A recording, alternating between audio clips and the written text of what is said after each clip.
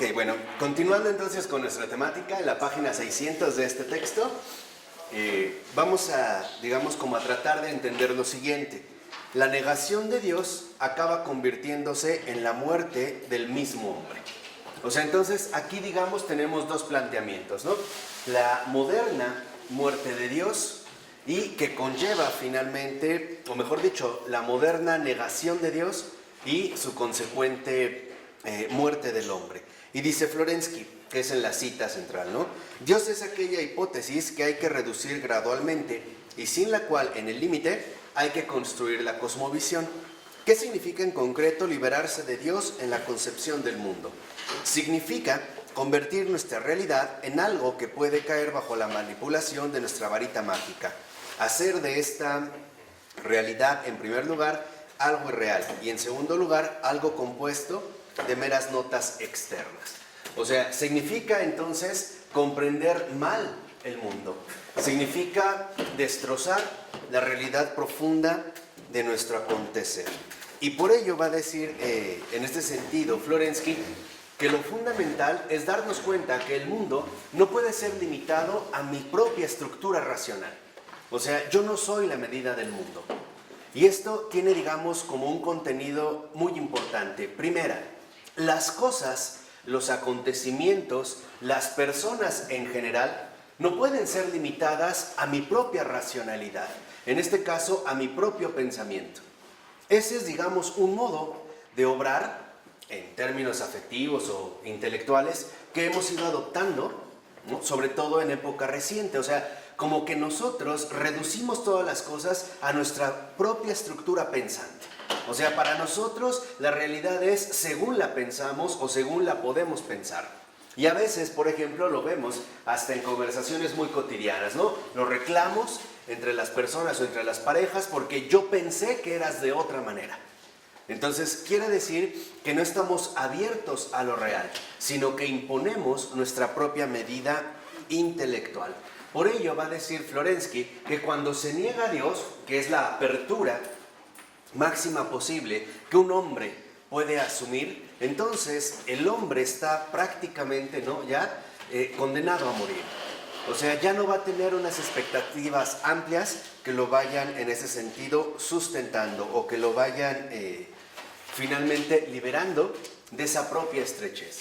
Entonces, aquí creo que lo que está en juego son dos factores muy importantes y son los siguientes. Primero, la subjetividad del hombre no agota lo real. Es solo una perspectiva, una entre muchísimas otras. O sea, nuestra subjetividad no la podemos anular, pero tampoco la podemos tergiversar. O sea, dándole a la propia subjetividad, a mi perspectiva subjetiva, un papel que de hecho no le corresponde. Entonces, nuestra propia subjetividad en este sentido es verdadera, sí, pero es muy limitada, porque solo representa una sola perspectiva, una, entre una multiplicidad enorme de opciones. De tal manera que entonces la objetividad es aquello que nos rescata de nuestro propio encierro subjetivo. Una cosa es, por ejemplo, preguntarse, ¿qué pienso de esto? Y otra cosa es, ¿cómo son las cosas? Se trata más bien, ¿no?, en este caso, de posturas completamente diferentes. O sea, una cosa es tomar mi propia postura subjetiva como lo único y definitivo. Yo pienso que las cosas son así, entonces así deben ser, ¿no? Y me obligo, por así decirlo, a que la realidad concuerde con mi propia perspectiva. O bien empleamos, como ya nos ha enseñado el padre Pavel, empleamos la perspectiva invertida. ¿Qué es lo que hace la perspectiva invertida? Enriquece la subjetividad con muchísimas otras opciones que la realidad misma nos va dando. En pocas palabras, para pensar bien, primero tenemos que dejar que la realidad nos hable, entrar en un diálogo con lo real.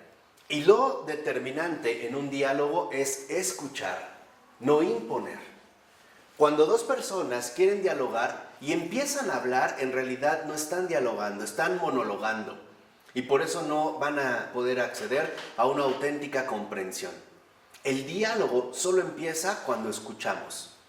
Y después, sobre lo que he recibido, será pertinente o no mi respectiva, en este sentido, respuesta. Esto es fundamental. ¿Por qué? Porque la autonomía, entonces, precisamente, la autonomía justo lo que hace es privarnos de toda la inmensa riqueza que la real nos aporta. Acuérdense que la propia palabra autonomía significa ley propia, ¿no? Para mí las cosas son así y se acabó. Y entonces ya me cierro a otras posibilidades que podrían enriquecer incluso mi propia postura subjetiva. Entonces, la riqueza de lo real es objetivo, es algo objetivo. Y es a partir de esta riqueza como nosotros necesitamos ir enriqueciendo nuestra propia subjetividad. Por ello, en este sentido, Florensky, lo vemos en la 601, a partir del segundo párrafo, Florensky, según su método propio de descubrir los estados espirituales por medio de las representaciones artísticas, y dicho sea de paso, no solo es el único ámbito en el cual se pueden descubrir estos estados espirituales. Entonces, aquí lo primero que nosotros vemos es lo siguiente. Primero, cuando nosotros hablamos de realidad, tenemos que darnos cuenta que en efecto nosotros estamos apelando a estados espirituales. Y podríamos decir en un primer momento, ¿por qué son estados espirituales? Porque no son subjetivos. Estos estados espirituales que no son subjetivos nos transmiten precisamente la realidad de las cosas.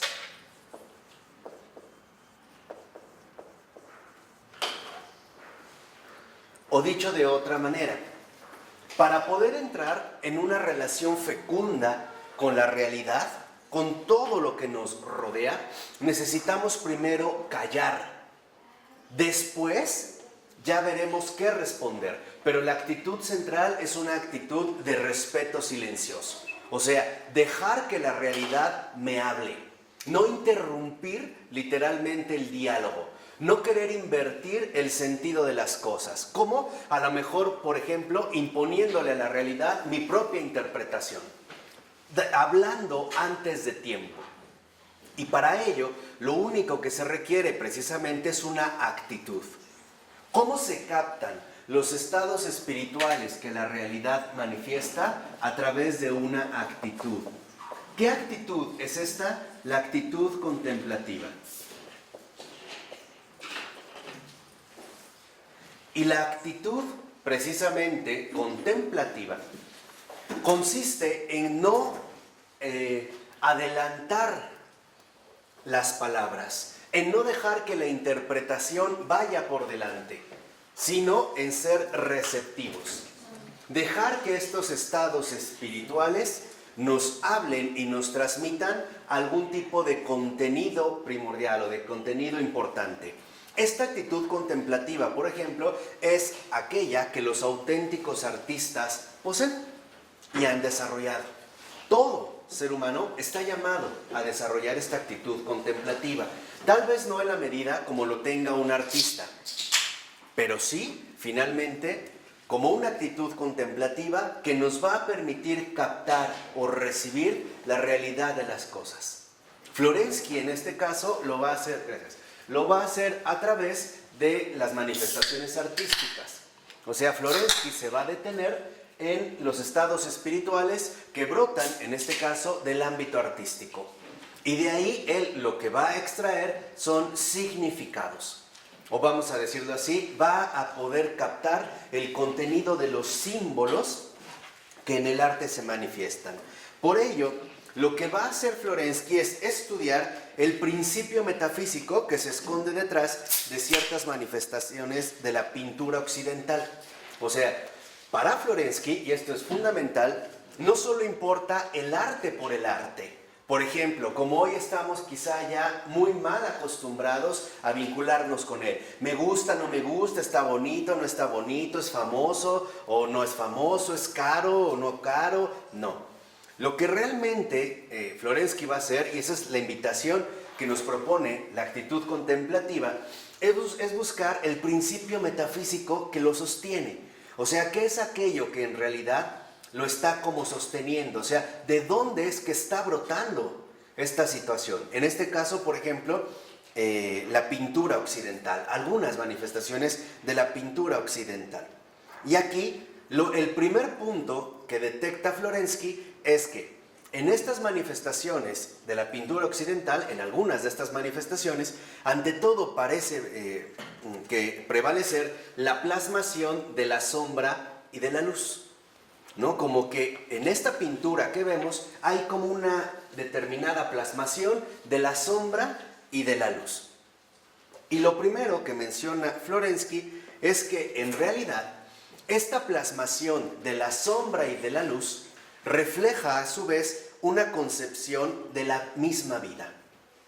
En pocas palabras, el arte, como cualquier ámbito espiritual, nos transmite a su vez una concepción de la vida, o también, como le llama Florensky, una concepción ontológica. O sea, nos está transmitiendo ahí un modo de ser muy particular, un modo de ser en ese sentido bastante determinado. Acuérdense que ya algunas clases anteriores habíamos visto que para Florensky quedaba claro, por ejemplo, que en Oriente el icono precisamente no depende del artista, sino es el artista el que depende del icono. Por eso las propias medidas o la geometría que ahí impera no es la geometría a la cual nosotros estamos acostumbrados. Por eso para nosotros, más occidentales, vemos un icono como desproporcionado, como extraño, ¿no? Las orejas aparecen prácticamente aquí, por ejemplo, ¿no? Aquí al lado, o la nariz muy alargada, o los ojos a veces como chuecos. ¿Pero por qué? Porque para el occidental lo importante es imponer su propia subjetividad. ¿Cómo lo va a hacer, por ejemplo? A través de la obra de arte. O sea, la obra de arte en Occidente cada vez se ha vuelto más subjetiva. Ya no nos manifiesta un verdadero estado espiritual, o sea, ya no nos habla de la realidad, sino que tal parece solo nos transmite determinados estados subjetivos. O sea, parece llevarnos finalmente a una situación enteramente subjetiva. Por eso para Florensky es importante el análisis de esta plasmación en la pintura occidental de la luz y de la sombra. Y dice en la siguiente cita: en la pintura se representa la sombra. Esto es inevitable, porque el artista procede de la luz a la sombra, o bien de lo iluminado a lo tenebroso. Tampoco metafísicamente las cosas pueden ser de otro modo. En la ontología, como en la percepción, omnis determinatio es negatio. O sea, todo lo que se va a determinar es a través de la negación, utilizando una vía negativa. Esto no, esto no, esto no, esto no, para quedarnos finalmente con algo que probablemente sí. Quien utilizó, por ejemplo, esta vía negativa fue Dionisio Areopagita, que también es llamado el pseudo Dionisio. Si uno lee sus obras, veremos que él emplea la vía negativa, por ejemplo, diciendo: Dios no es tal cosa, Dios no es tal cosa, no es tal cosa. O sea, como que a través de la negación quitar, ¿no? Lo que resultaría accidental para tratar de encontrar finalmente lo insustancial. Y dice, dos renglones abajo, Florensky: el conocimiento es análisis, diferenciación, separación. Cuando conocemos una cosa, es como si recortásemos sus contornos del espacio circunstante, y no actúa diversamente el pintor. O sea, lo primero que anuncia Florensky es que la concepción de la vida que parece imperar en algunas manifestaciones artísticas de Occidente es excluyente y no incluyente. O sea, quita algo para poder resaltar algún solo aspecto. Y no, más bien, no va, por el contrario, de la sombra a la luz. O sea, incluyendo o iluminando todo lo que finalmente va apareciendo. ¿Por qué es importante, digamos, precisamente este comentario de Florensky? Porque cuando nosotros vemos la realidad de las cosas, Estamos llamados a hacerlo de manera incluyente, o sea, de manera contemplativa, o sea, iluminar cada vez más la realidad. Eso es lo que nos transmite la actitud contemplativa. Nos permite iluminar cada vez más la realidad.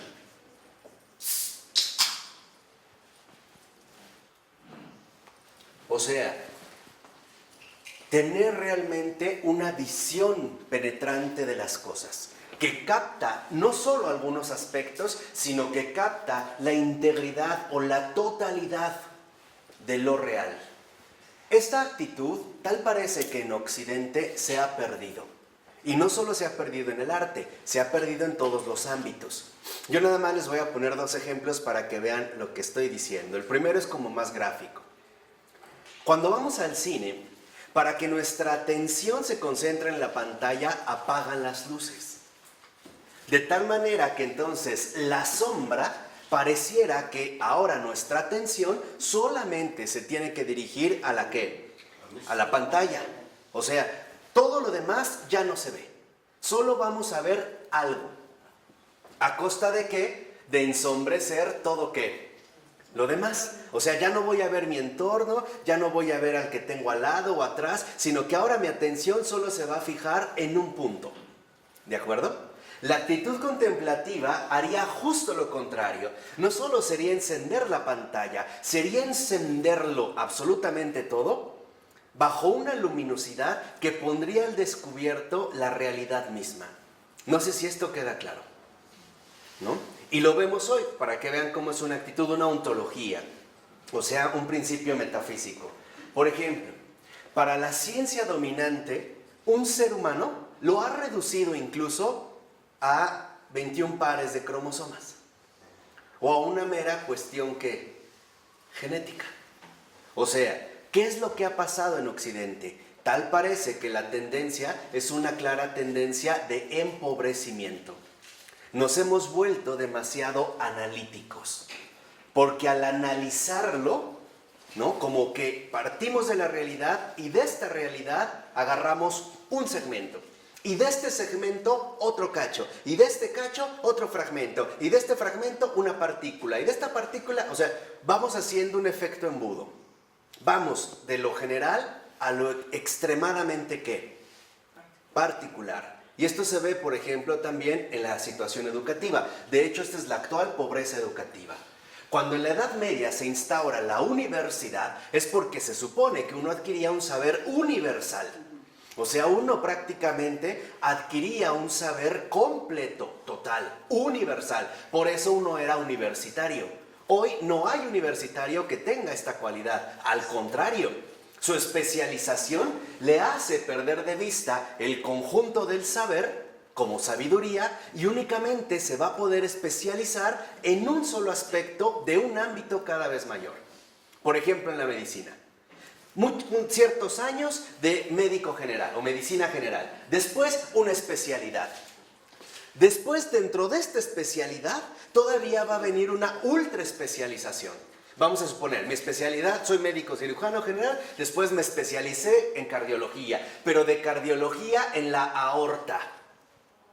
Pero a lo mejor de la aorta yo me especialicé en el lado derecho de la aorta, o sea, en realidad la actitud de Occidente no es contemplativa, es una actitud restrictiva. Nosotros vivimos una cultura del zoom. Perdemos de vista la totalidad y nos quedamos siempre en un detalle. Y solo iluminamos un pequeño aspecto de lo real. Eso es lo que está denunciando Florensky. Y él lo ve, por ejemplo, a través de algunas manifestaciones de la pintura en Occidente. En pocas palabras, tal parece que la postura occidental ante la vida no es una postura que abarca la totalidad, sino más bien es una postura reductiva que solo se queda, por ejemplo, en el análisis de un solo ¿qué? Aspecto. Y ya. Voy a poner otro caso. Hay quienes a lo mejor se dedican o se especializan en la filología, al estudio de las lenguas antiguas. pongamos, no sé, griego, latín o hebreo. Y hay quienes, o arameo, qué sé yo, pero hay quienes se van a superespecializar en una sola palabra. Y todo lo demás parece que en efecto queda perdido, queda finalmente en la sombra. Por eso es lo que dice Florensky. En lugar de ir de la sombra a la luz, vamos de la luz a la ¿qué? A la sombra. O sea, vamos empobreciendo finalmente la realidad misma.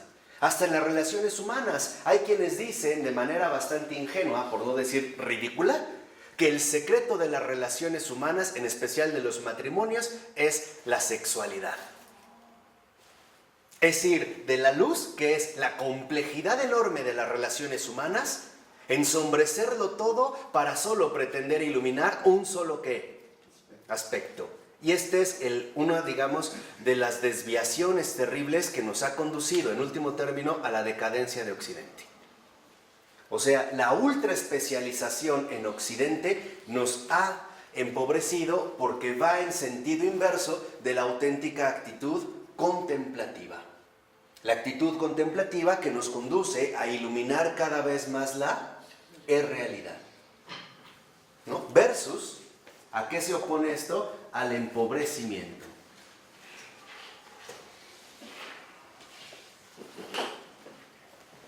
Pero hay algo peor, cuando ven al ser humano, ven la mente sin corazón, y ven corazón sin afectividad. Eso es mucho peor. Eso es nada comparado a esto. Eso es lo que precisamente, al menos en Occidente, pareciera que conduce a empobrecer la vida humana. En pocas palabras, vamos de la totalidad a lo extremadamente particular. A esto es a lo que Florensky se refiere cuando dice que en Occidente tal parece que vamos de la luz a la ¿qué? A la sombra. Hay un pintor, un italiano, lástima que no está Marta, pero no recuerdo ahorita el nombre, que en efecto él es o fue considerado como el maestro de la luz, porque saca rostros que son iluminados por una vela. No me acuerdo ahorita, lo tengo aquí pero no lo tengo en verbal, ¿no? Una vela. Pero para que resplandezca este rostro, el efecto de iluminación que trae la vela, todo lo demás tiene que quedar oscuro. Precisamente para resaltar solo un ¿qué? Un aspecto, ¿no? Por eso va a mencionar en este sentido Florensky que en pocas palabras el principio metafísico que impera en Occidente es el principio metafísico basado en la negación. Esto no, esto no, esto no, como ir apagando una sala, ¿no? Hasta quedarnos con un foquito que solamente ilumina una cosa. Es también un poco la tendencia en el museo, ¿no? Las luces se reducen y solamente se ponen luces dirigidas, ¿no? Como para destacar un aspecto. En este caso vamos a llamarle así una sola obra de arte. Entonces, si lo ven, la actitud contemplativa está basada a su vez en la afirmación, o sea, en el sí. Sí a esto, sí al otro, sí a aquello. Y de ahí es donde en efecto se va a promover el profundo enriquecimiento de la contemplación humana, hasta alcanzar esta actitud contemplativa. Por el contrario, lo que Florensky denuncia en Occidente, y digo también ya Oriente expresa de esta tergiversación, es que parte más bien de la negación. O sea, quita para tratar de quedarse solamente con un mero ¿qué? Aspecto. Por eso, si lo ven, en los iconos orientales no hay juego de sombras y luz. Todo es luz. Es como si en efecto se buscara destacar la complejidad y la totalidad de la obra, sin negarla, sin ensombrecerla, solo para quedarnos con un solo ¿qué? Aspecto, ¿no? Sino más bien hacerlo de manera integral. Por eso en la 133, ahí viene un comentario de Florensky que es muy importante. Dice, es profundamente erróneo el modo normalmente aceptado de explicar la hostilidad presente en la actualidad. esta no se explica en modo alguno a causa del excesivo celo de la fe. Por el contrario, la hostilidad existente reviste un carácter metodológico. O sea, hoy nuestros métodos o nuestro método es el método negativo, exclusivo. Esto no, esto no, esto no, esto no. Hasta quedarme únicamente con un solo aspecto. Y dice, no está determinada por el contenido de la religión condenada o de la confesión a la que la cultura se opone, sino por su mismo método de conocimiento. O sea, el método de conocimiento en Occidente es el método de conocimiento de la negación, en lugar de partir de la ¿qué? Aquí nada más yo les quiero poner un contraste que nos puede ayudar mucho. Descartes, quizá, sería un ejemplo perfecto de la actitud occidental de la negación. Descartes comienza en su metafísica, por ejemplo, en su propuesta metafísica, por negarlo absolutamente ¿qué? Todo, ¿no? No vamos a tomar en cuenta nada, para llegar a un resultado que a él le parece muy sorprendente, a una certeza autoevidente, clara y distinta, que es el pienso, luego existo. Vamos a decirlo así. Es como si Descartes apagara las luces del mundo entero para descubrir la sola lucecita de la razón. Y ya, está feliz. Y de ahí quiere hacer otra vez, ¿no? Iluminar todas las cosas, pero a partir de esta lucecita. En Descartes es como si él encontró su velita de la razón y cree que porque se acerca y se ilumina algo, ya la razón lo ilumina todo. Mentira. Descartes es como una lámpara. Solo ilumina lo que apunta, pero deja todo lo demás ¿qué? En tinieblas. Newman justamente asumió la postura inversa. Newman sigue la actitud contemplativa y él lo resumió en una frase extraordinaria. Newman decía, más que dudar de todo, hay que comenzar por creerlo todo. Ahí está.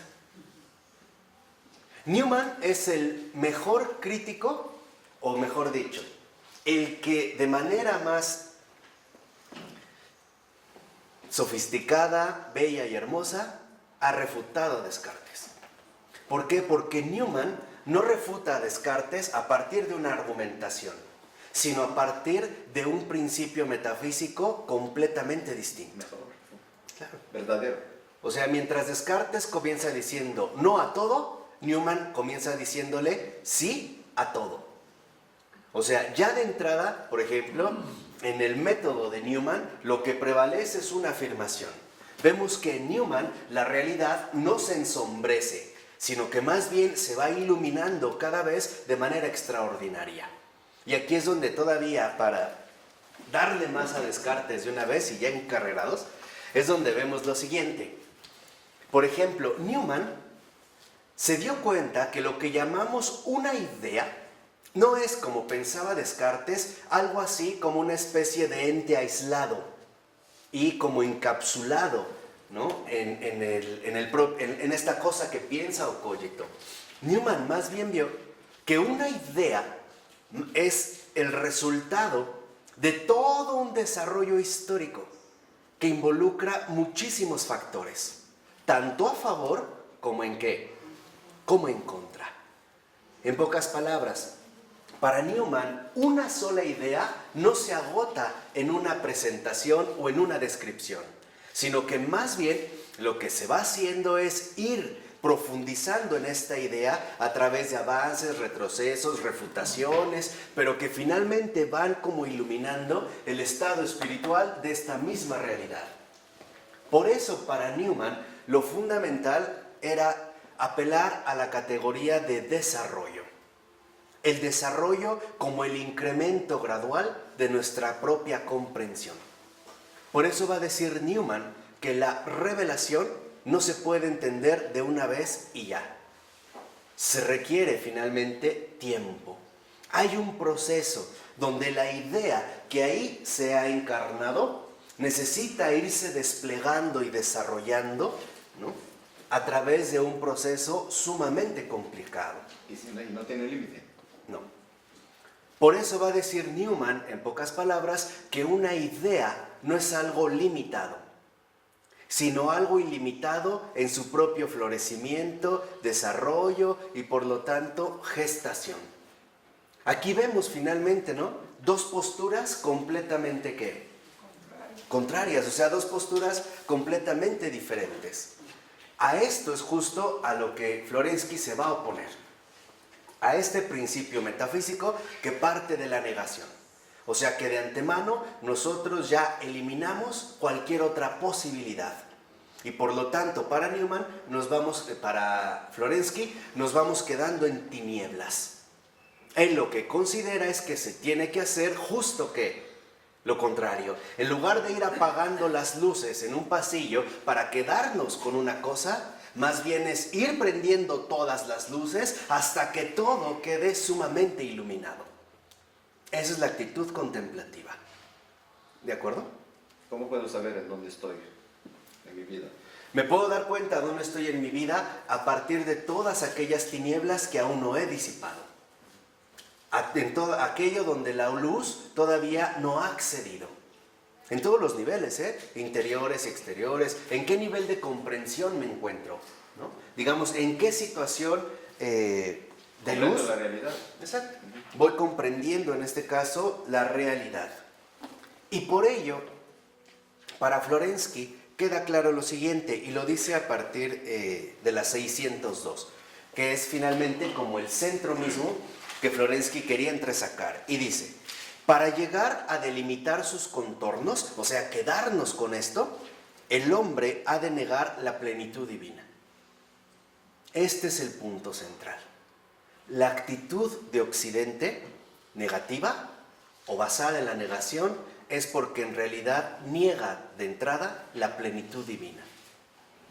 La plenitud significativa de la realidad divina. Entonces, esta realidad de las cosas solamente se puede captar a partir de la plenitud divina. Pero, como Occidente se ha empeñado en negar a Dios, entonces también va a negar esta plenitud. ¿Y a qué vamos a ir, o hacia dónde nos vamos a dirigir? A nuestra cultura actual de la ultraespecialización que ve mucho una cosa, pero es totalmente ciega a todo lo demás. De ahí brota nuestra ceguera. Ahí es donde ya Florensky, ¿no?, pone el dedo en la llaga. La ceguera de Occidente proviene de que en efecto habla mucho de cosas particulares, pero es ciega para todo lo demás. Por ejemplo, se han escrito y escrito y escrito artículos, textos, ensayos, etcétera, acerca de la realidad del átomo. Pero ya nadie escribe acerca de la realidad misma. Se sacan ahora hasta ensayos, publicaciones, libros acerca del orgasmo, pero nadie habla del amor mismo, ¿no? O sea, nos quedamos, ya ni siquiera, por ejemplo, a veces de la sexualidad, ahí se ve este zoom de empobrecimiento, sino de aquellas zonas erógenas que supuestamente deben de ser explotadas, el clítoris. Y ya, ahí se reduce todo, ahí. Y todo lo demás queda en tinieblas. O sea, si nosotros negamos la plenitud divina, significa que este empobrecimiento va a ser un sinónimo claro de ceguera.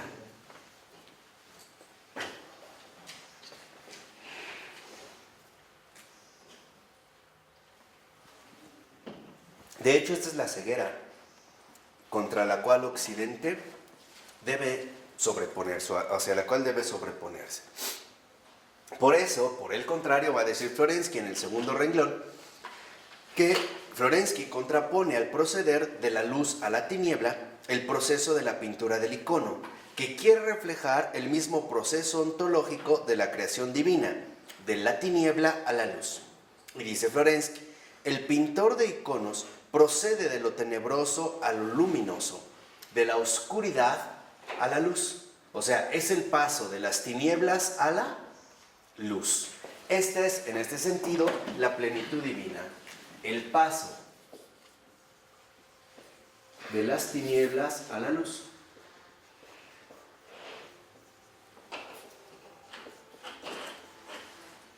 Y lo vemos, por ejemplo, en el propio testimonio que Cristo nos dio, devolverle la vista a los ciegos. Van de las tinieblas ¿a qué? A la luz, ¿no? Pasan de lo oscuro a la luminosidad. Pasan de lo tenebroso a lo luminoso. Pasan de lo humano a lo divino. Esa es la perspectiva del icono. Por ello, no es casual que los grandes pintores de iconos orientales, por ejemplo, en gran medida hayan sido grandes ascetas. La mayoría de ellos ayuna y ora fuertemente. Y no es como en Occidente de a ver qué se me ocurre, ¿no? Sino lo que buscan es, en una verdadera actitud contemplativa, que la luz vaya emergiendo para que ilumine sus, ¿qué? Sus propias tinieblas. Y entonces la luz vaya emergiendo en el mismo icono. Para ello se tiene finalmente, ¿no?, que llevar la ascética mayor, la eliminación del ego, del yo mismo. Y dice, las figuras del icono son pintadas efectivamente a partir de una mancha oscura sobre el fondo dorado, con sucesivas delimitaciones de las formas a través de la iluminación, que procede gradualmente de los colores más oscuros a los más claros.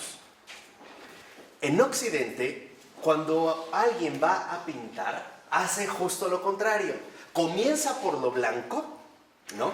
En este caso, el lienzo es blanco y después le va poniendo sombra, le va poniendo color, o sea, va tapando la luz. En Oriente es todo lo contrario. Es un fondo dorado. ¿Por qué es dorado? ¿Alguien sabe? ¿Por el sol? No. Porque para Oriente el dorado es el símbolo claro de lo divino. Por eso, si ustedes ven las primeras representaciones gráficas, por ejemplo, de los evangelios, siempre cuando se representa al Señor se le presenta con un halo dorado. Pues sí, es el sol, la luz. Pero de lo divino. O sea, no el sol, digamos, que vemos, sino el sol divino. La luz divina. La luz divina. Por eso todo el fondo es dorado. Si ustedes ven los iconos, siempre tienen alrededor un fondo dorado. ¿Qué nos dice el icono? Que de la luz brotó esta imagen, se delimitó, vamos a decirlo, esta luz, para que pudiera ser más o menos accesible a nuestra propia capacidad de percepción. ¿De acuerdo? Pero si nosotros vemos esto, y no es por demeritar al Greco, pero es para que vean lo que está hablando, aquí no se ve la luz. ¿O sí? No. Las manos en la cara. No. O sea, aquí justo lo que se ve es que todo ha sido ensombrecido. Y lo único que queda es como algún vestigio de luz al fondo, ahí lejano. Con el icono ocurre justamente todo ¿qué? Todo lo contrario.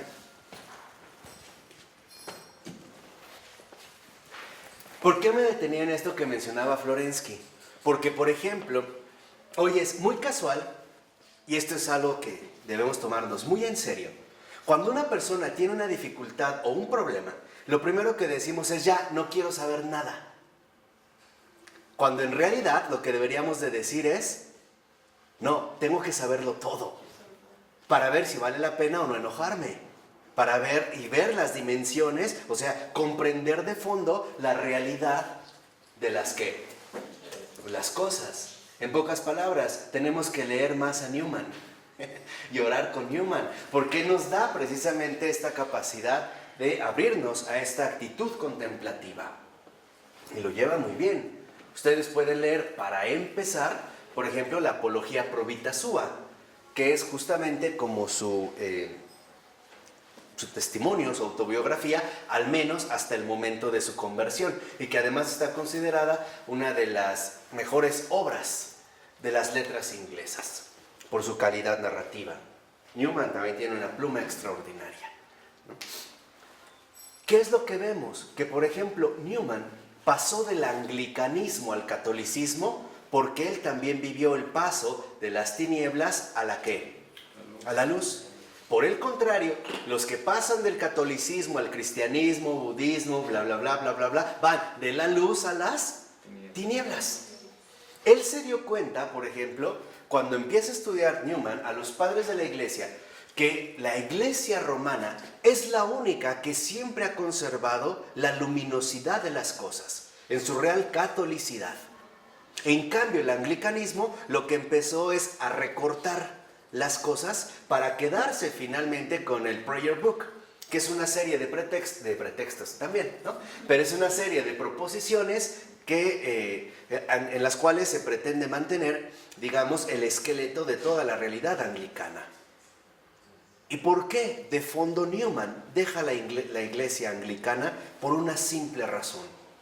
Porque se ha dado cuenta que la iglesia anglicana no ha sido fiel a la luz, sino que más bien la iglesia anglicana se ha visto engullida por las tinieblas. Y él lo dice, en conciencia yo no podía permanecer ahí, porque yo sí buscaba la luz. Y cuando la encontré o cuando la volví a reencontrar, porque él no es que haya sido católico antes, él fue anglicano desde pequeño, entonces va a decir, a pesar del dolor de mi corazón, me mantuve fiel a la verdad. Entonces aquí Newman lo que dice es, yo no traicioné a la iglesia anglicana, yo fui fiel a la luz, yo fui fiel a la verdad. Y no fue algo sencillo, fue un proceso también que en el caso de Newman se llevó cierto tiempo. Este paso precisamente que ahora va de las tinieblas ¿a qué? A la luz. Por ello también nosotros vemos cómo la especialización occidental finalmente enriquece o empobrece. Empobrece, exacto, porque solamente nos vamos a concentrar en un aspecto. Es como aquellos, a mí me llama mucho la atención, que de repente son guías de un museo y ante una pintura te hablan de un detallito de la pintura. No el libro, la mano, un poco lo que veíamos la ocasión pasada, cuando yo les conocía el cráneo, ¿no? O sea, lo único que ve de todo es una cosa. ¿El qué? El cráneo. Y ya no es capaz de captar la composición total. Cuando uno realmente va de las tinieblas a la luz, uno vive lo que Florensky llama cosmovisión. Uno alcanza una visión integral de las cosas, en sus contrastes, en sus dificultades, en sus rarezas, etc. Pero en último término, uno se enriquece. Cuando uno, por el contrario, va de la luz a las tinieblas, uno se vuelve tuerto o miope. Y en realidad ve demasiado ¿qué? Poco. De hecho no ve. Newman ponía esta comparación en su ensayo para una gramática del asentimiento, que es el segundo libro que se deberían de leer y mejor todavía memorizar. Paso página por página. Ensayo para una gramática del asentimiento.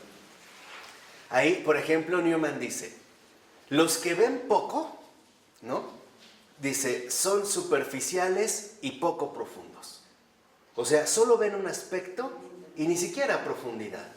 Por el contrario, los que ven mucho son amplios. Encuentran finalmente esta amplitud que nuestra propia comprensión humana requiere. Y va creciendo. Y necesita. O sea, estamos llamados a la iluminación. Esto es lo que nos aporta la actitud contemplativa, iluminación. O sea, el ir pasando gradualmente de las tinieblas ¿a qué? A la luz. De hecho, este es el fruto central de la oración. Exactamente lo que quería decir. Por eso, hablar de oración y hablar de actitud contemplativa es exactamente lo mismo.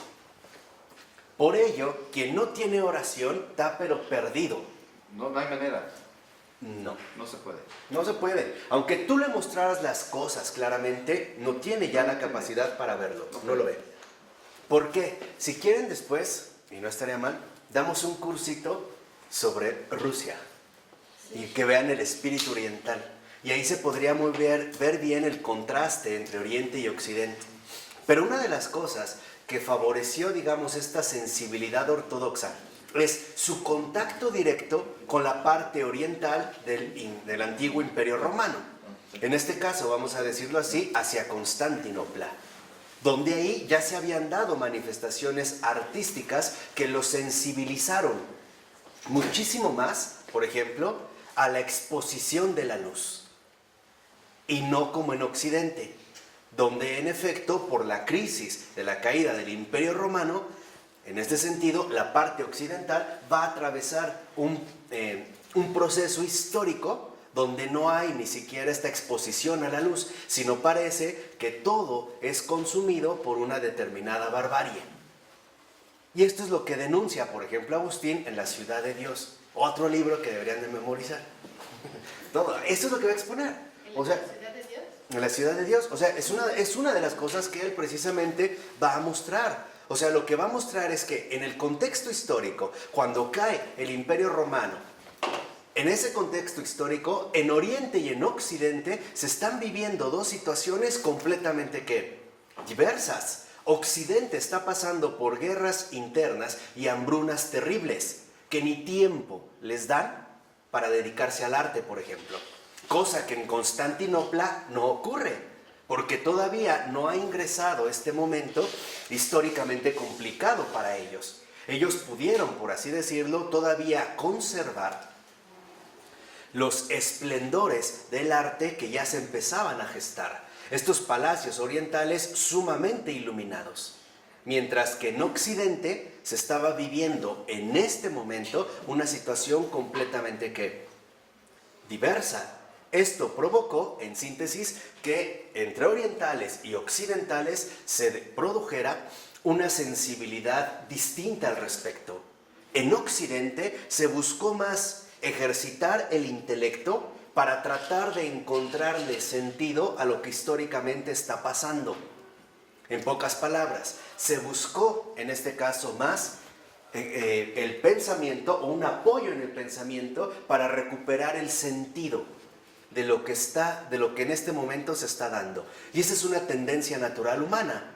Cuando nosotros atravesamos una crisis o un mal momento, también acudimos al pensamiento para entender qué está pasando o no. Sí, o sea, a ver qué está pasando, o sea, nos vamos a ejercitar en el pensar. En Oriente no. En Oriente, en esta parte oriental del imperio, en Constantinopla, no fue tanto, vamos a decirlo así, la cuestión intelectual la que tuvo primacía, sino más bien la cuestión ritual, o sea, litúrgica, a la que ellos le van a dar un énfasis mucho más importante.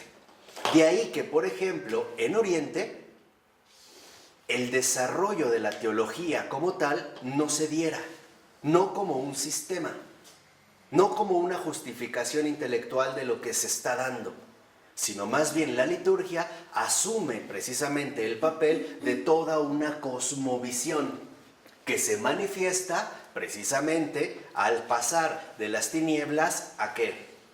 A la luz. Las dos posturas son correctas.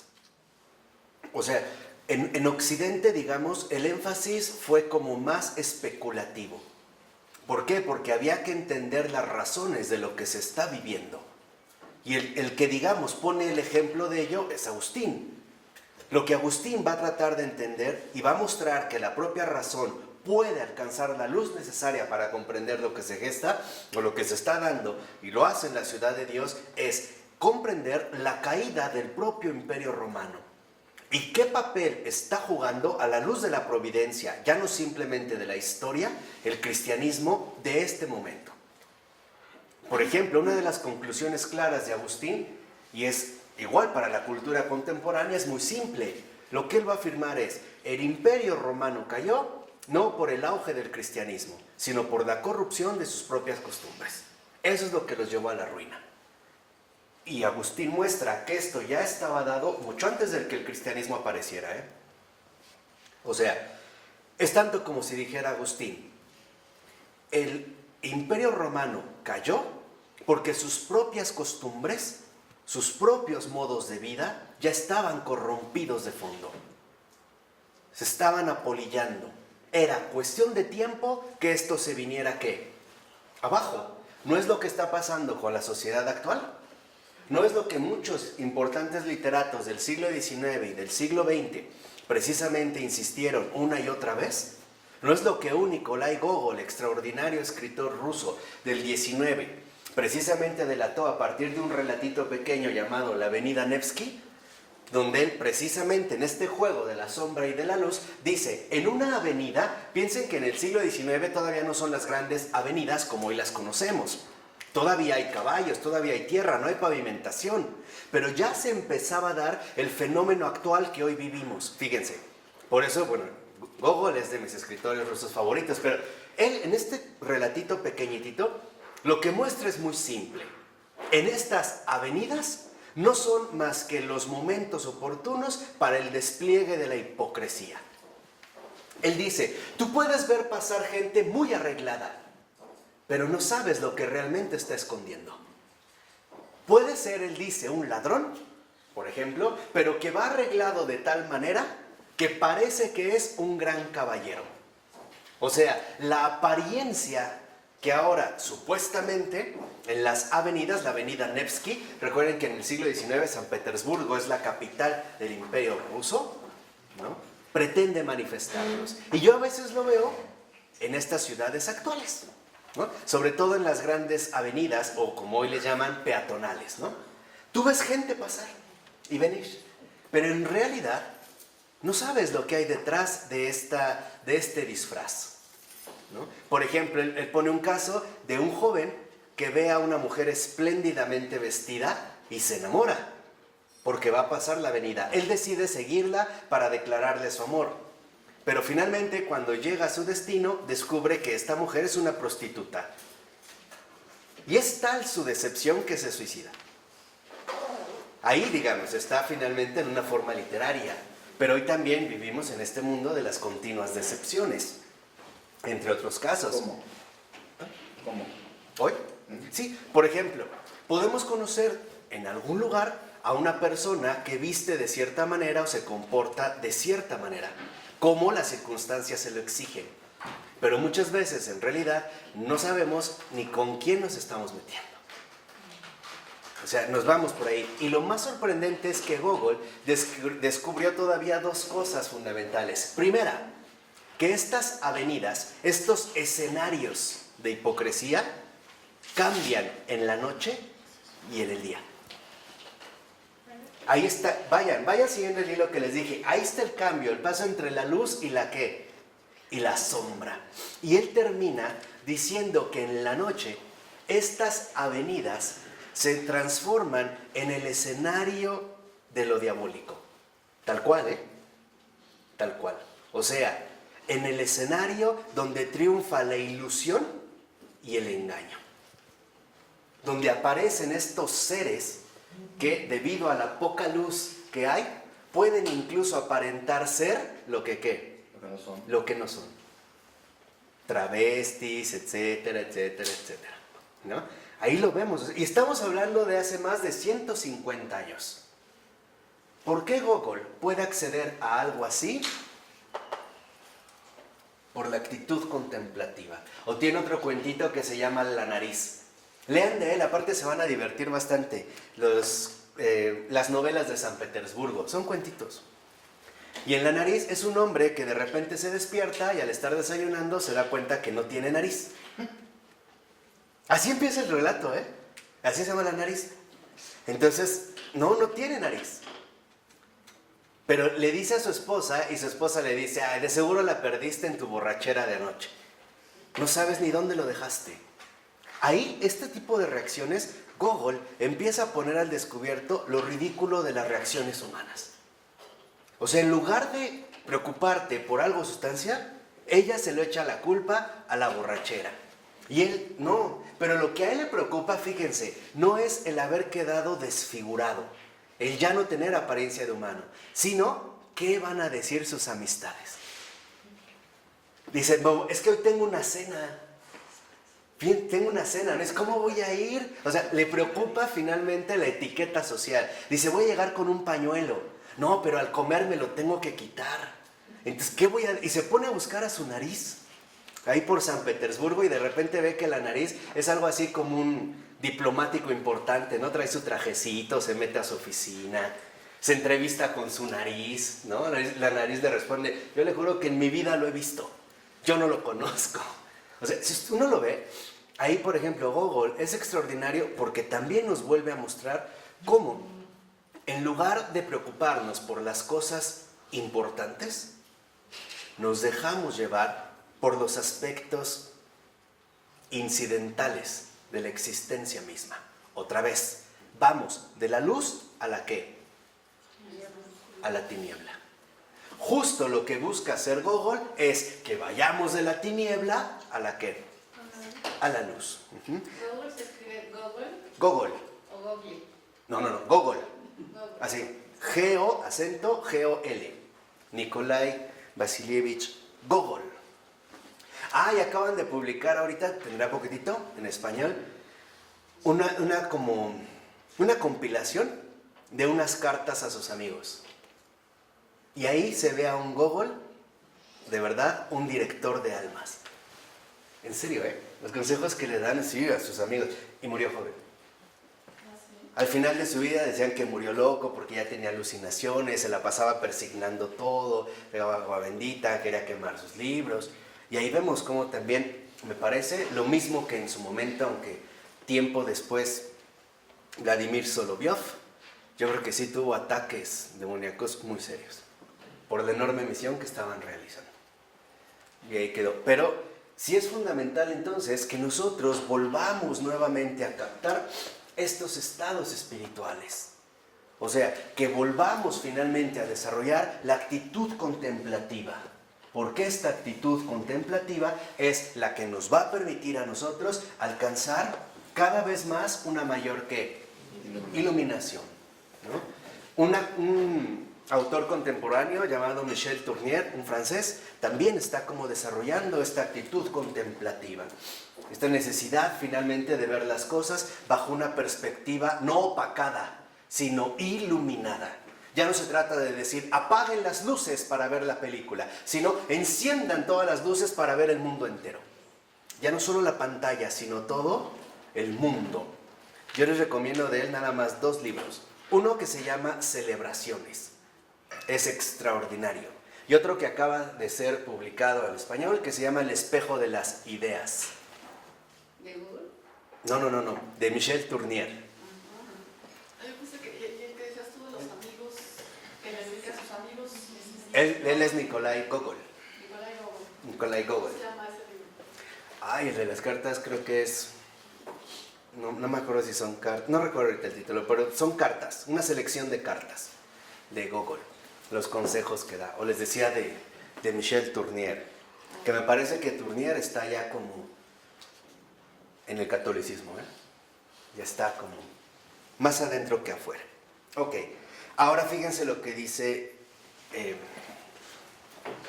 Florensky. Esta iluminación no es una iluminación así, no, tajante, son iluminaciones progresivas. Esta iluminación es progresiva.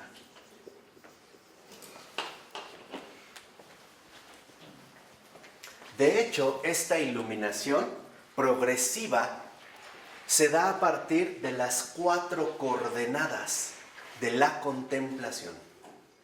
Von Balthasar le llama el espacio cuatridimensional de la verdad divina. ¿De qué depende? ¿Cuáles son estas 4 coordenadas? Esta cuatridimensionalidad, la que precisamente mencionaba San Pablo. Anchura, longitud, altura y profundidad. Entonces, esta iluminación progresiva es cuatridimensional. 1, anchura. 2, longitud. 3, altura. Y profundidad. ¿Por qué? Porque aquí, precisamente nosotros podemos darnos cuenta que esta iluminación progresiva de la actitud contemplativa cada vez nos irá como incluyendo en la anchura, la longitud, la altura y la profundidad de la plenitud divina. O sea, digámoslo así, finalmente, ¿no?, el crecimiento al que estamos nosotros llamados a participar. La anchura es una extensión sin límite. No es como una cinta o un metro que yo puedo medir de un punto a acá, sino la anchura se refiere a la extensión de las cosas. Obviamente, mientras mayor la extensión, mientras mayor la comprensión de la realidad a partir de sus estados espirituales, mayor será la anchura que adquiramos en esta ¿qué? Iluminación. La longitud es el alcance. ¿Hasta dónde seremos capaces de alcanzar? Entonces, anchura como extensión. Longitud, alcance. ¿Hasta dónde es que vamos a poder alcanzar en nuestra comprensión humana? ¿Cuál va a ser el alcance gradual que iremos finalmente adquiriendo? O bien, ¿hasta dónde es que seremos finalmente capaces de llegar? Hay quienes, por ejemplo, en su comprensión de la naturaleza humana, solo son capaces de llegar a el origen en un chimpancé. Hasta ahí. Venimos de un mono, hasta ahí. Otros dirán que no, pues ya, ¿hasta dónde vendrá este alcance? Cuando hablamos de la altura, aquí estamos hablando de la dignidad de nuestra comprensión. La altura es la calidad o la dignidad de nuestra iluminación correspondiente. ¿Por qué? Porque estamos llamados finalmente a acceder a una comprensión elevada, de altura, no de bajeza. No comprender las cosas, vamos a decirlo así, a ras del suelo, sino alcanzar la dignidad que solo lo celestial nos puede aportar. Y esto se aplica a todo lo existente, Pero más al prójimo. ¿sí? En general, a todo lo existente, a todo. Personas, cosas, plantas, animales, situaciones, circunstancias, conflictos, historia, etcétera, etcétera, etcétera. Y la profundidad, si ya tenemos extensión, alcance, dignidad, la profundidad se va a dirigir, en este caso entonces, a nuestra capacidad también humana, ¿no?, de poder finalmente comulgar con la verdad. Humildad. O sea, ¿hasta dónde es que realmente nuestra comunión con la verdad se va a ir gestando poco a poco? Entonces, la profundidad es ya comunión o arraigo en la verdad. O sea, echar raíces en la verdad misma de las cosas. Caminar en esto. Para caminar en esto, nosotros finalmente necesitamos comenzar por una afirmación. Un sí a esa plenitud divina que me llevará de las tinieblas a la luz. A ir finalmente creciendo a la luz de la verdad. Esa es la iluminación. O sea, nuestra iluminación es el crecimiento a la luz de la verdad.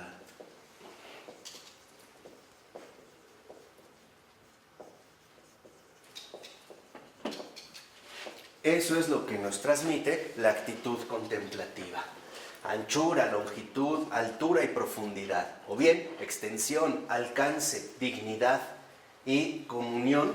Aquí me equivoqué. Comunión o arraigo en la verdad. Eso quiere decir comenzar a vivir. Sí. O sea, finalmente, ¿no?, insertarse en las raíces mismas de la vida. Pero de la vida que no es de este mundo, sino de la vida que ilumina este mundo. Esto es ser cristiano. Por eso ya lo habíamos visto en ocasiones anteriores, los criterios del cristianismo, o sea, la santidad, no son de este mundo. Porque no poseen ni la misma extensión, ni el mismo alcance, ni la dignidad, ni el arraigo en la verdad. Más bien se trata como de dos posturas completamente distintas. Y acuérdense que esto, en último término, la actitud contemplativa depende de una sola cosa: una genuina voluntad de comunión. O sea, el reconocer que yo no soy la verdad, ni la medida de las cosas. Más bien, yo estoy llamado a dejarme fecundar por la verdad. Es la verdad la que me salva, no soy yo el que salva la verdad. Con mis teorías, mis proposiciones, mis interpretaciones, mi inteligencia, no. Es la verdad la que me salva a mí mismo, incluso de mis propias, ¿qué? Tinieblas. Por eso entendemos por qué la verdad nos hará libres. Libres, en este caso, de las tinieblas. Y para ello hay que ir profundizando cada vez más. No hay un punto en el que podamos decir, ya tengo todo. Cada día algo nuevo. O sea, ¿por qué? Porque finalmente esta plenitud divina es algo infinito. Y nosotros estamos llamados a dejarnos fecundar infinitamente. Ese es el recorrido cristiano, La capacidad que tenemos finalmente de ir creciendo en anchura, en longitud, en altura y profundidad. Y todo esto, bueno, se irá realizando día con día. Por el contrario, dice Florensky, en el proceso contrario, el pintor quiere comprender el objeto como algo real en sí mismo y contrapuesto a la luz. Por ejemplo, cuando en Occidente se les hace muy fácil pintar un caballo, o ya ni siquiera el caballo, la cabeza de un caballo. Ahí se ve esta parte, ¿no? O sea, ya como si la cabeza del caballo pudiera decírmelo absolutamente todo de lo que es un caballo. Yo creo que por eso en Occidente es tan fácil hacer estas, ¿cómo se llaman estas figuras mexicanas que luego hacen exhibición sobre Reforma? Alebrijes. Es como un collage de partes, ¿no? Cabeza de cocodrilo, cuerpo de ave, patas de hipopótamo, pezuñas de vaca, cola de lagartija, o sea, partes. Quitamos partes y entonces queremos formar un pseudo todo. Y termina siendo un monstruo. Y eso es lo que vemos, ¿no? Son monstruosos. Y aquí, o sea, como que pareciera que en Occidente el pintor quisiera solamente captar una parte. Y dice, el objeto, mediante su lucha contra la luz, es decir, mediante las sombras, gracias a las sombras, se presenta al espectador como realidad. La luz, según la concepción de los pintores, es tan solo la ocasión de la autopresentación de las cosas. Es decir, mediante la sombra, el pintor quiere dar una ilusión de realidad. Y aquí es donde viene una de las afirmaciones más fuertes de Florensky. La tendencia que predomina en Occidente es la de manifestar una ilusión de la realidad. Por eso les mencioné a Nikolai Gogol y su Avenida Nevsky. O sea, es finalmente pasar, ¿no?, de la luz a las tinieblas, generando una determinada ilusión óptica que nos presenta algo irreal como si fuera algo que verdadero.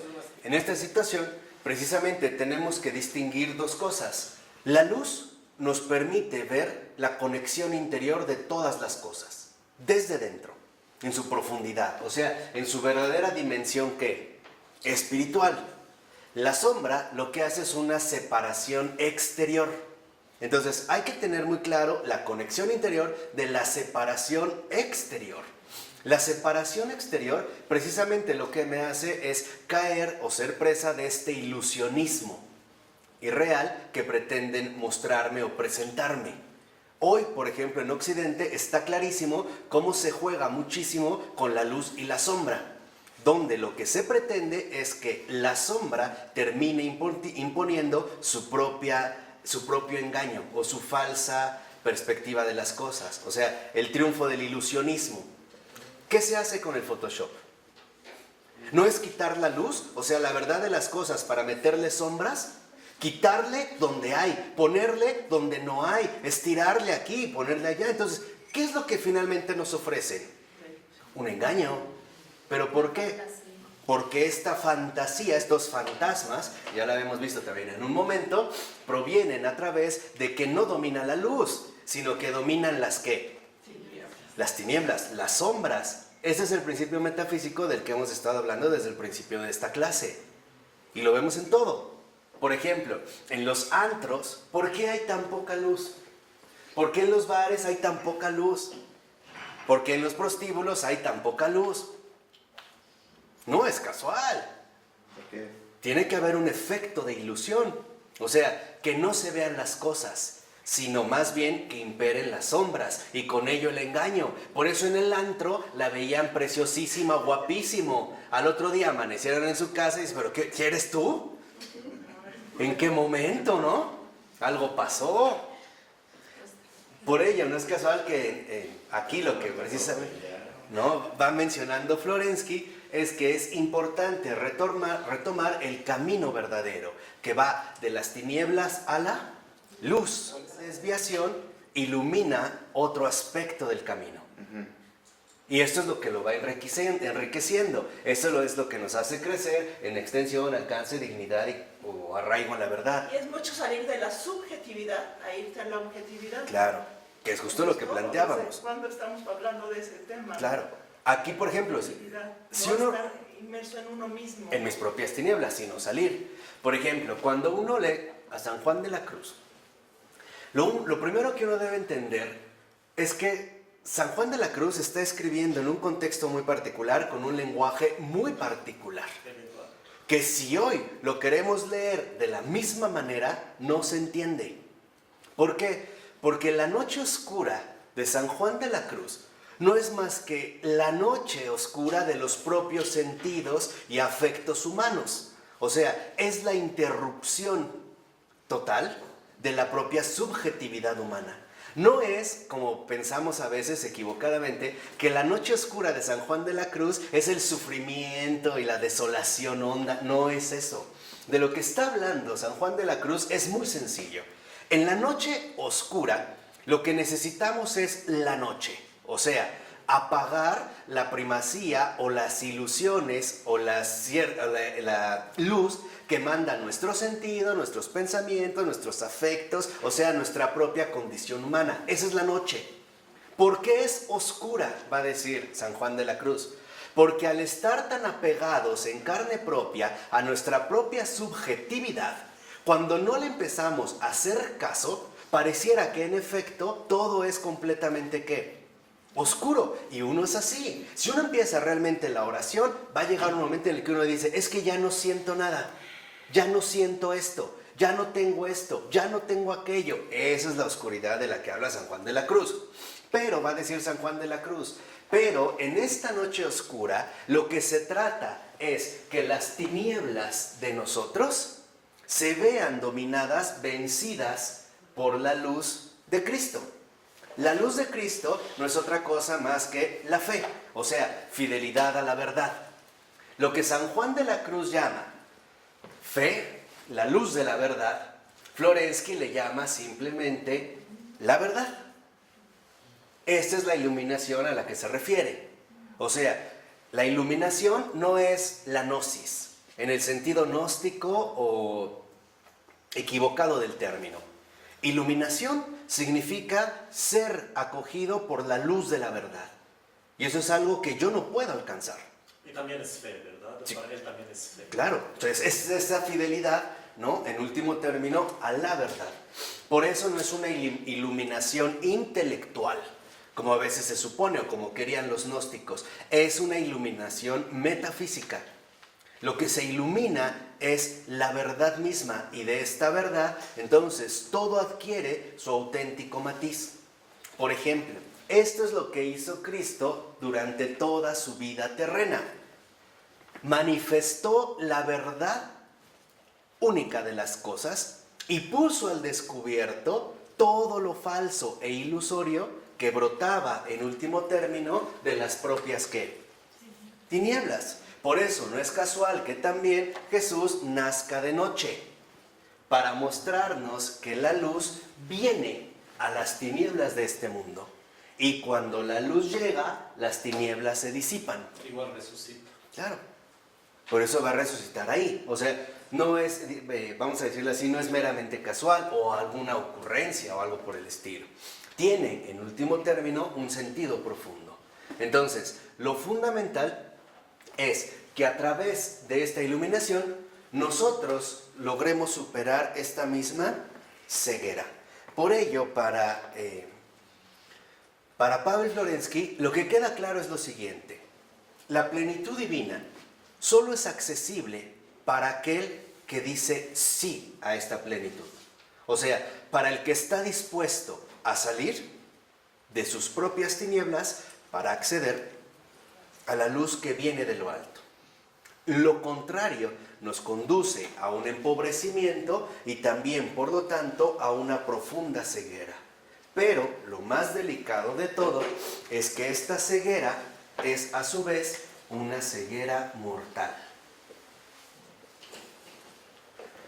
Porque nos va a conducir a lo que ya San Juan Pablo II y algunos otros intelectuales del siglo XX llamaban, por ejemplo, la cultura de la muerte. ¿Por qué se quiso, por ejemplo, a través de la eugenesia, o sea, la manipulación del hombre para hacer experimentos científicos? ¿Por qué la eugenesia, por ejemplo, se llevó a cabo? Porque ya no se ve a la luz de la verdad lo que significa ser humano. Por eso. Y finalmente, ¿qué es lo que va a traer consigo este error o esta equivocación? Pues la muerte. Y vemos cómo se empieza a desfigurar todo. Por ejemplo, cuando entraban algunos prisioneros, o todos los prisioneros, a los campos de concentración nazis, al entrar, lo primero que hacían era tatuarles un código de barras y un número. La razón era muy simple. Ellos ya no son hombres, son cosas. Cosas que yo puedo marcar con un código, como cualquier mercancía, y los puedo numerar. De tal manera que al ser números, pierdan toda referencia a su propia condición humana. Y ese era, digamos, el primer shock que van a tener de manera muy marcada. Todo esto proviene de una ceguera total con respecto a la plenitud divina. Ya no se ven las cosas, ya no se ven en su realidad, sino que ahora se ven a partir de la propia imposición subjetiva, en gran medida de un solo hombre, o de algunos pocos hombres. ¿De acuerdo? Por eso dice en la 603, en el último párrafo: al final, dice Florensky, todo se reduce a creer en el primado y en la autosuficiencia ontológicas del mundo, en su autocreación y autoafirmación, o a creer, por el contrario, en Dios, considerando el mundo como una creación suya. Entonces, o una de dos: o aceptamos que el mundo es creación de Dios y por lo tanto ha brotado de la verdad, o bien desligamos al mundo de su conexión interna con la verdad y lo asumimos tal y como es. O sea, un ámbito pleno de equivocación y de error. ¿De acuerdo? Esa es la opción que cada uno va a tener. O sea, o realmente asumimos la postura del creyente o seguimos con la ceguera del no creyente. Esa, en último término, dirá Florensky, es justamente la disyuntiva. En la 604 es el texto: la razón de que la autonomía y la concreción del ser delimitado haya de conseguirse por la negación deriva para Florensky de un principio metafísico. Fíjense, el ser proviene de la nada. Y esta es una afirmación que quizá la hemos escuchado bastante y de la cual muchos estamos convencidos. El ser viene de la nada. Hasta hay personas que dicen, ¿Dios creó de qué? De la nada, ¿no? Y dice, el racionalismo occidental, dice Florensky, mantiene que de esta nada provenga nada y todo. O sea, todo fue creado de la nada. Pero vean lo que nos recuerda Florensky. Para la ontología patrística, por el contrario, vale el principio de que ex nihilo nihil, una cosa cualquiera es creada solamente a partir del existente. En pocas palabras, para toda la patrística, la creación no viene de la nada. La creación viene del existente. ser. no de la nada, porque la nada no es más que una abstracción. O sea, afirmar la nada es una negación del todo. Es justo la vía que va nuevamente de la luz a las ¿qué? A las tinieblas. ¿Y qué es el existente? Dios. Entonces, Dios no crea a partir de la nada, crea al mundo a partir de sí mismo. Al ratito lo vamos a ver de von Balthasar. Cuando dicen de la nada, ¿sí? Debe haber una definición de la nada. ¿Cómo la definen? Exacto, No existe, entonces no puede haber algo ahí. claro. No es sustentable. En pocas palabras, la nada es una negación. Y lo importante es lo que la nada quiere negar. Hacia ahí es a donde nos tenemos que dirigir, en este caso al existente. Porque también tenemos formas muy engañosas y muy nefastas de hablar en las que no recapacitamos. Por ejemplo, decimos, Dios me dio el ser, ¿no? Casi, casi como si dijera, Dios me dio el regalo, pero ya estaba yo. Y lo único que me dio Dios fue el ¿qué? El ser. No, Dios no me dio el ser, Dios me hizo. Dios me creó, así de sencillo. No hay un falso yo ahí esperando su ser. Ya estoy yo, entonces Dios me dio el ser, gracias Dios, qué bueno. No es cierto. O existo, ya. Ya, o sea, yo supongo que ya existía, entonces Dios me dio el ser. No, Dios no me dio el ser, Dios me creó. Con esa contundencia y con esa simplicidad. Dios en este sentido me hizo.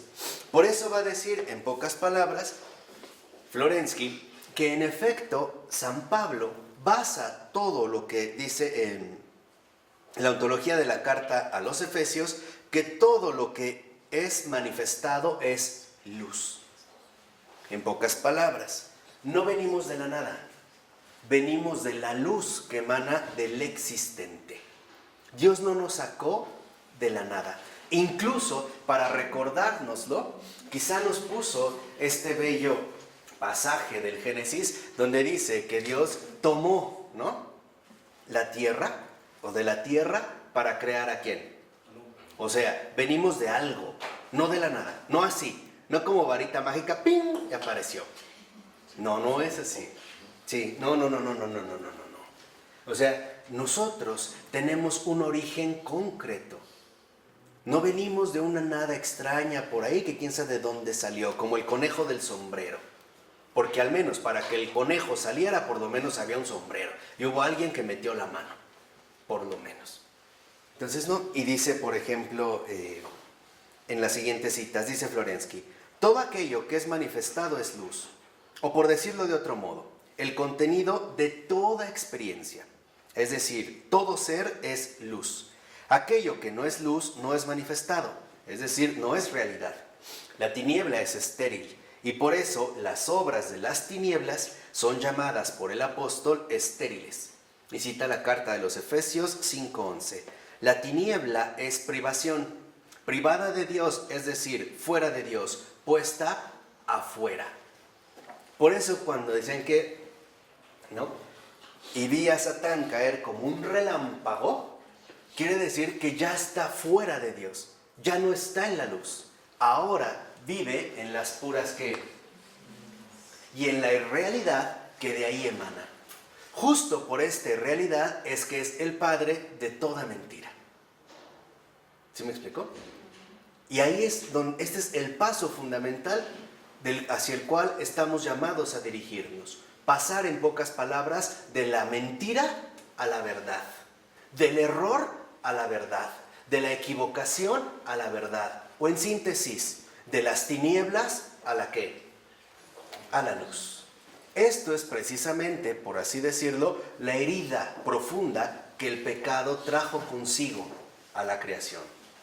Introducir en el mundo también esta mezcla extraña entre tinieblas y ¿qué?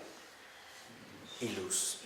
Por eso es que nosotros estamos llamados al crecimiento a la luz de la verdad. Y dice Florensky, véanlo por ejemplo en la 605, después de que terminan estas citas, más o menos arribita de la mitad. Florensky explicita en otro lugar, en un estudio etimológico y patrístico de gran riqueza, el parentesco entre la luz y la misma santidad divina, comentando precisamente este texto de la carta a los Efesios, o sea, Efesios 5:13. Aunque es larga, vale la pena comentarla. Dice Florensky. Esto es confirmado también por un examen etimológico de la palabra hebrea kado, realidad sagrada.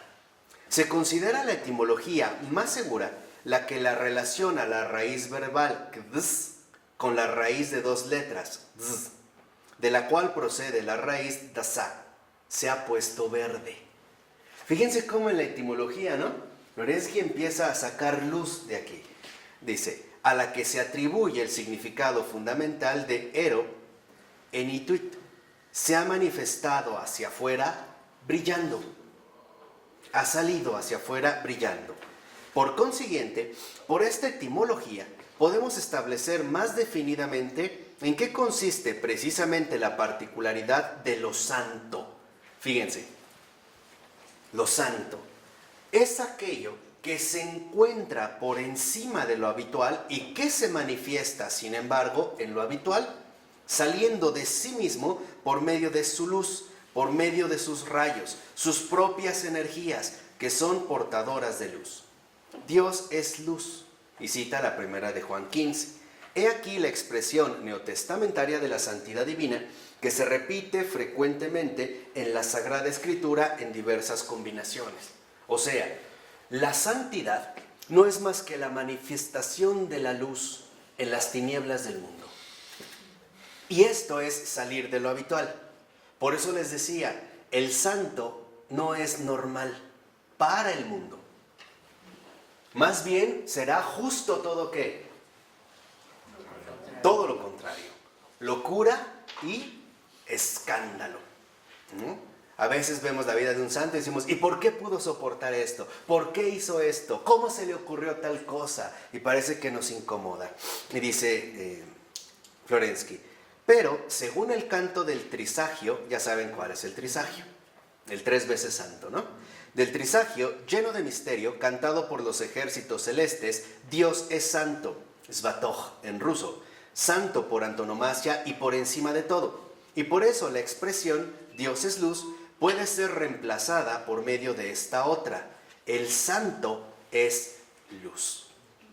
En pocas palabras, aquí Florensky nos recuerda que los estados espirituales que manifiestan la realidad de las cosas brotan o sus rayos son la luz que emana de la santidad. Es el santo mismo el que ilumina absolutamente todas ¿qué? Las cosas. Ya no es ni siquiera la luz en sí misma, no es cualquier luz. Es el santo de los santos el que ilumina absolutamente la realidad de todo lo creado. ¿Por qué? Porque Él es la verdad. No sé si queda claro esto, que esto es muy importante, ¿eh? Porque a veces nada más suponemos que, bueno, pensamos en la luz como un rayo. Y aquí Florensky nos recuerda que no, que en realidad esta luz brota del santo de los santos. Por eso cuando el Señor nos dijo, ustedes son la luz del mundo, es lo mismo que si nos dijera, ustedes son los enviados del santo de los santos.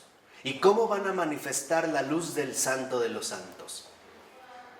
Manifestando a Dios. O sea, a través de la santidad. Eso es lo que estamos buscando con este libro. Si no, fue un fracaso. Es esto. Por eso le hemos dedicado horas y horas y horas y horas a esto. Tanto en clase como fuera de clase, ¿no? La preparación de todo ello. Dice a continuación, se trata de un juicio que es casi analítico, porque luz y santo son dos palabras de la misma raíz, al menos en las lenguas eslavas. Y ahí lo menciona en la primera, ¿no? Luz, svet, santo, svatov. Y dice en la siguiente, por ejemplo, en la 606, más o menos, no sé, después lo pueden leer con calma este comentario, solo quiero destacar lo fundamental, como unos 8 o 10 renglones de que ha empezado, dice Florensky, la luz es aquello que se comunica con el objeto invisible de la fe, haciéndose visible para la contemplación de la fe. Lo santo es la luz invisible. O sea, en pocas palabras,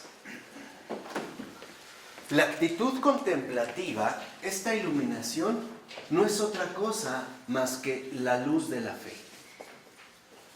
que es también de lo que hablaba San Juan de la Cruz. En este comentario yo no me puedo detener tanto porque sería muy minucioso, pero creo que ya ustedes están preparados para leerlo y releerlo y asimilarlo por cuenta propia. Pero es fundamental que ahora se den cuenta que cuando se habla de luz, debemos entender que esta luz, a su vez, emana de la santidad. El santo de los santos, el 3 veces santo, es el sol. Su luz no es más que la santidad que toca la tierra, y no solo la toca, la fecunda. O sea, la santidad es la luz que llega a la tierra desde el cielo. Aquí ya nosotros debemos de reestructurar bien nuestros esquemas intelectuales. La santidad es la recepción del cielo en la tierra. Esa es la santidad. De tal manera que entonces la luz del cristiano no es la luz habitual del mundo. Por eso una vez ya les dije y se los vuelvo a decir, no basta con ser buenas personas, no basta con ser prudentes, educados, sinceros, honestos, buenos, caritativos, respetuosos, trabajadores, moderados. No basta, porque eso sigue estando finalmente en el horizonte del mundo. La santidad, ya lo vimos, es la victoria sobre los criterios de este mundo. Por eso el mundo, cuando se manifiesta la santidad, no tiene palabras para poder definirla y solo va a recurrir a 2 recursos. O es un idiota o es un estúpido o un loco. Lean El idiota de Dostoyevsky. ¿El idiota de qué? De Dostoyevsky, esta novela extraordinaria del príncipe Mishkin, si mal no recuerdo, ¿no? Desde ahí se ve, desde que va en el tren. Entonces, por ello es que no debe sorprendernos que el mundo no nos conoce, porque en realidad no puede conocernos. Y lo peor, no quiere conocernos como cristianos. Y ya dijimos, hablar de santidad en el cristiano es lo que debemos hacer, ¿eh? Ya se supone que superamos este obstáculo de no, un santo, no, por favor, ¿cómo? No, yo no soy el santo. Estamos llamados a dejar que la santidad se encarne en cada uno de nosotros. ¿De acuerdo? Entonces, la invitación aquí es muy clara. En último término, y en síntesis, la actitud contemplativa, y lean el librito de Hans Urs von Balthasar, La oración contemplativa, no es otra cosa más que dejar que el santo de los santos manifieste su santidad a través de mi propia vida y existencia. O sea, a través del cumplimiento de su misión, de su voluntad. O sea, a través de la misión que Él tiene preparada para mí y para el mundo entero. Ya, por favor, que sus expectativas sean realmente católicas. Acuérdate, cada vez que tú mencionas una palabra, y no estoy exagerando, está destinada a desplazarse hacia el mundo entero. Una acción, un pensamiento, un afecto. Cualquier cosa. Cualquier cosa. Pero algo es un hecho, ¿eh? Cuando la santidad se vuelve a manifestar en el mundo tiembla. El mundo se sacude. Porque entonces se sabe que Dios va a actuar de manera determinante, de manera tajante. ¿El cosmos? No, el cosmos se alegra. El cosmos en realidad lo que hace es, aquí sí, como decía Pitágoras, yo creo que tenía una intuición similar. Ahí sí se vibra una alabanza cósmica. La música de las esferas y de los planetas resuena como un canto lleno de esperanza hacia el Creador. Saber que en pocas palabras Dios existe, es bueno y sigue trabajando día con día, hasta que Dios sea todo en todos. ¿De acuerdo? En nombre del Padre, del Hijo y del Espíritu Santo. Amén.